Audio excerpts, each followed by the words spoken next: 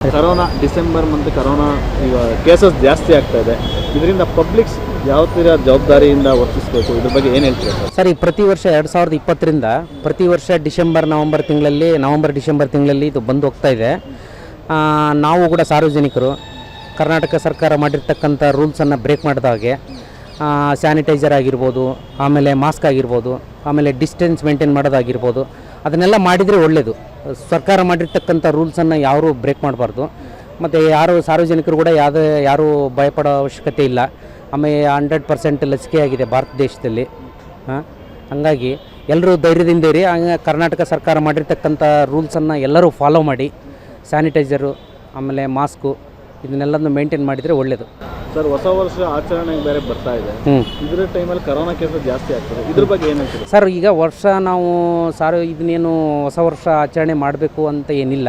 ಹೊಸ ವರ್ಷ ಭಾರತ ದೇಶದ ಈಗ ಎಲ್ಲರಿಗೂ ಏನು ಅಂತಂದರೆ ನಮಗೆ ಯುಗಾದಿ ಹೊಸ ವರ್ಷ, ಇದು ನಂಬರ್ ಹೊಸ ವರ್ಷ ಅಷ್ಟೇ.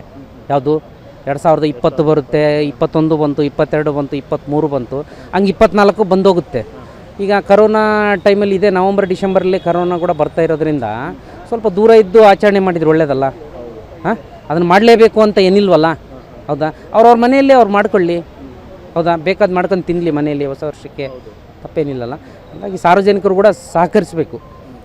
ಸರ್ಕಾರನೇ ಮುಂದೆ ನಿಂತು ಎಲ್ಲದನ್ನು ಮಾಡಲಿಕ್ಕಾಗಲ್ಲ, ಹೌದಾ? ಸಾರ್ವಜನಿಕರು ಕೂಡ ಅದ್ರ ಬಗ್ಗೆ ಕಾಳಜಿ ವಹಿಸಬೇಕಾಗಿ, ಮಾಸ್ಕು, ಸ್ಯಾನಿಟೈಸರ್ ಆಗಿರಲಿ, ಡಿಸ್ಟೆನ್ಸ್ ಮೇಂಟೈನ್ ಮಾಡೋದಾಗಿರಲಿ. ನೋಡಿರಿ, ಇಲ್ಲೆಲ್ಲ ಜನ ಎಲ್ಲ ಬೈದಪ್ಪಿ ನಿಂತಿದ್ದಾರೆ. ಇದನ್ನೇ ನಾವೇ ಇದನ್ನು ಮಾಡಿದ್ರೆ ಒಳ್ಳೆಯದಲ್ಲ. ಬ್ರೇಕ್ ಮಾಡಿದಂಗೆ ಆಗುತ್ತೆ. ನಾವೇ ದೂರ ಇದ್ದು ಎಲ್ಲರೂ ಮಾಡಬೇಕಲ್ಲ. ಮಾಸ್ಕ್ ಹಾಕ್ರಿ ಅಂತಂದು ಈಗಲೇ ಒಂದು ವಾರದಿಂದ ಹೇಳ್ತಿದ್ದಾರೆ, ಯಾರೂ ಆಗ್ತಾನೇ ಇಲ್ಲ ಇನ್ನು, ಹೌದಾ?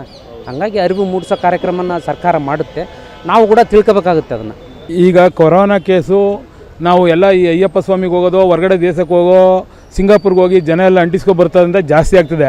ಈಗಾಗಲೇ ನಾವು 2-3 ವರ್ಷ ಹಿಂದೆ ಅನುಭವಿಸಿದ್ರಿಂದ ಈಗ ನಾವು ಮುಂಜಾಗ್ರತೆಯಿಂದ ನಾವು ನಮ್ಮ ಎಚ್ಚರಿಕೆಯಿಂದ ಇದ್ದು ನಮ್ಮ ಕೆಲಸ ಕಾರ್ಯಗಳನ್ನು ಮಾಡ್ಕೊಂಡು ಇಲ್ಲೇ ಕ್ರಮ ವಹಿಸಬೇಕು. ಅದಕ್ಕೆ ತಕ್ಕಾಗಿ ಸರ್ಕಾರದವರು ಸುಧಾ ಇದಕ್ಕೆ ಮುಂಜಾಗ್ರತೆ ಕ್ರಮವಾಗಿ ಎಲ್ಲ ಹಾಸ್ಪಿಟ್ಲ್ಗಳಲ್ಲಿ ವೈದ್ಯರು ಅದಕ್ಕೆ ಬೇಕಾದಂಥ ಮೆಡಿಸನ್ನು ಮತ್ತು ಸ್ಕ್ಯಾನಿಂಗ್ಗೆ ಎಲ್ಲ ಮಾಡಿ ಅಗತ್ಯವಾದ ಕ್ರಮ ವಹಿಸಬೇಕು.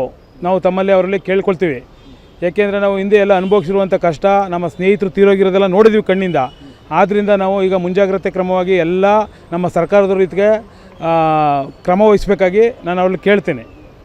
ಜನಗಳು, ಸಾರ್ವಜನಿಕರು ಏನೆಲ್ಲ ಒಂದು ಮುಂಜಾಗ್ರತೆ ಕ್ರಮ ಅಂದರೆ ನಾವು ಗುಂಪು ಸೇರೋದಾಗಲಿ ಅಥವಾ ಇನ್ನೊಂದು ಹೋಟ್ಲು, ಅಂಗಡಿ ಮುಂಗಟ್ಟು ಮತ್ತು ಹೊರದೇಶಕ್ಕೆ ಟೂರ್ ಹೋಗೋದಾಗಲಿ ಇದೆಲ್ಲ ಬಿಡಬೇಕು.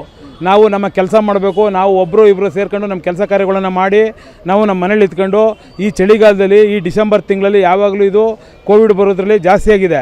ಒಬ್ಬರಿಂದ ಒಬ್ರಿಗೆ ಅಂಟು ರೋಗ ಆಗಿರೋದ್ರಿಂದ ಇದು ನಾವು ಮುಂಜಾಗ್ರತೆ ಕ್ರಮವಾಗಿ ನಮ್ಮ ಮನೇಲಿ ಇತ್ಕೊಂಡು ನಮ್ಮ ಕೆಲಸ ಏನಿದೆ ಅಷ್ಟು ಮಾಡ್ಕೊಂಡು ನಾವು ಮನೇಲಿ ಇರಬೇಕಾಗುತ್ತೆ. ರೆಗ್ಯುಲರಾಗಿ ಮಾಸ್ಕ್ ಯೂಸ್ ಮಾಡಬೇಕು. ಮತ್ತು ನೆಗಡಿ ಕೆಮ್ಮು ಬಂದ ತಕ್ಷಣ ನಾವು ಹಾಸ್ಪಿಟ್ಲಿಗೆ ಹೋಗಿ ನೋಡಬೇಕು, ಬಿಸಿನೀರು ಯೂಸ್ ಮಾಡಬೇಕು. ಇದನ್ನು ನಾವು ಮುಂಜಾಗ್ರತೆ ಕ್ರಮ ವಹಿಸಿದ್ರೆ ಒಂದು ಸ್ವಲ್ಪ ಅವಾಯ್ಡ್ ಆಯ್ತದೆ. ಹೊಸ ವರ್ಷಾಚರಣೆ ಬಂತು, ಇದು ಹೊಸ ವರ್ಷಾಚರಣೆ ಮಾಡಬೇಕು ಅಂತ ಕೆಲವರು ಹೇಳ್ತಾರೆ, ಇದ್ರ ಬಗ್ಗೆ ಹೊಸ ಆಚರಣೆ ನಾವು ಇಷ್ಟು ವರ್ಷ ಮಾಡ್ತಾನೆ ಇದ್ದೀವಿ.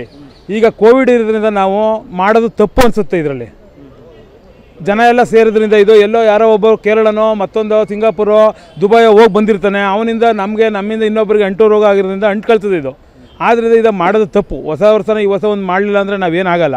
ನೆಕ್ಸ್ಟ್ ವರ್ಷ ಮಾಡ್ಬೋದು, ಇನ್ನೊಂದು ನೆಕ್ಸ್ಟ್ ವರ್ಷ ಮಾಡ್ಬೋದು. ಹೊಸ ವರ್ಷ ಈ ವರ್ಷನೇ ಮಾಡಬೇಕು ಅಂತೇನಿಲ್ಲ.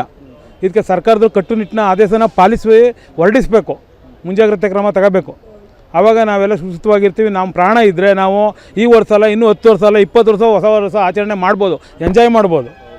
ಹಂಗಾಗಿ ನಾವು ಭಾರಿ ಸುರಕ್ಷಿತವಾಗಿ ನೋಡ್ಕೊಂಡು ಕಟ್ಟುನಿಟ್ಟಾಗಿ ಮಕ್ಕಳನ್ನ ನಾವು ನೋಡ್ಕೊಂಡು ಮನೆಯಲ್ಲಿ ಪಾಲನೆ ಮಾಡ್ಕೊಂಡು ಇರಬೇಕಾಗುತ್ತೆ.